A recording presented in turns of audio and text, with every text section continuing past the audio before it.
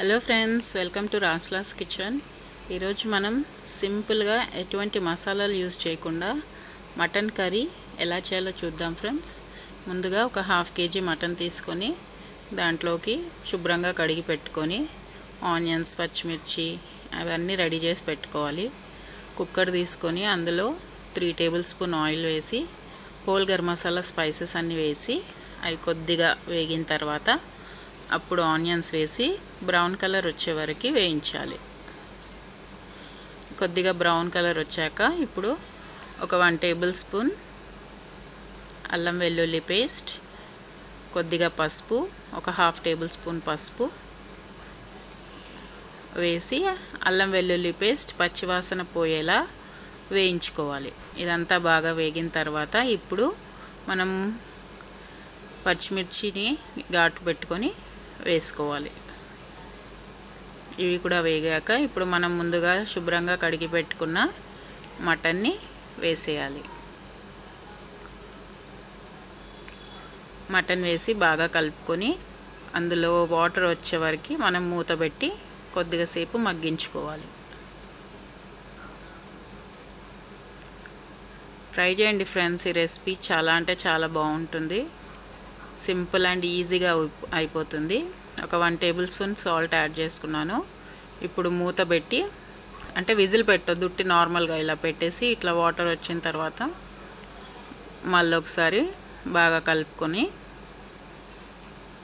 ఇప్పుడు అందులోకి మీ రుచికి సరిపోయినంత కారం, కొత్తిమీర, పుదీనా అన్నీ వేసి బాగా కలుపుకోవాలి. ఇలా అంతా ఒకసారి బాగా కలిపిన తర్వాత ఇప్పుడు ఒక హాఫ్ గ్లాస్ అంతా ఒక 4 to 5 టమాటోస్ వేసుకోవాలి.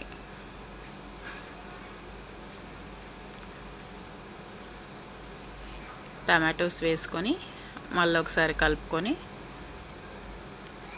ఒక హాఫ్ గ్లాస్ వాటర్ వేసుకొని మూత పెట్టి 4 to 5 విజిల్స్ వచ్చే వరకు ఉడికించుకోవాలి. మటన్ క్వాలిటీని బట్టి మనము ఎన్ని విజిల్స్ పెట్టుకోవాలో చూసుకోవాలి.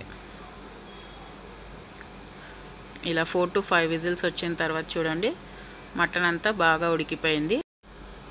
ఇప్పుడు అంతా ఉడికిపోయిన తర్వాత ఇప్పుడు అందులో ఒక 1 టేబుల్ స్పూన్ ధనియాల పొడి, ఒక half tablespoon pepper powder, ఒక half tablespoon garam masala.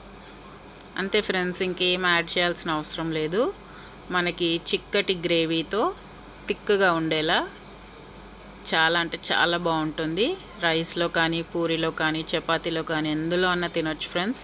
Taste కూడా అదిరిపోయింది. ఒకసారి ట్రై చేయండి. నచ్చితే ఒక లైక్ వేసుకోండి. నా ఛానల్ ఎవరైనా ఫస్ట్ టైం చూస్తే ప్లీజ్ సబ్స్క్రైబ్ చేసుకోండి. పక్కనున్న బెల్ ఐకాన్ క్లిక్ చేస్తే దాని ద్వారా నా న్యూ నోటిఫికేషన్స్ మీకు అందుతాయి. ముక్క కూడా చాలా బాగా ఉడికిపోయింది. ఇప్పుడు మనం డిష్ అవుట్ చేసుకొని వేడివేడిగా సర్వ్ చేసుకోవడమే. అంతే friends, simple and tasty recipe. Try చేయండి. మనం చిన్న చిన్న ఫంక్షన్స్ కానీ ఏదున్నా కానీ ఇలా చేసుకొని ఈజీగా హ్యాపీగా తినేయచ్చు. Thank you friends, thank you for watching.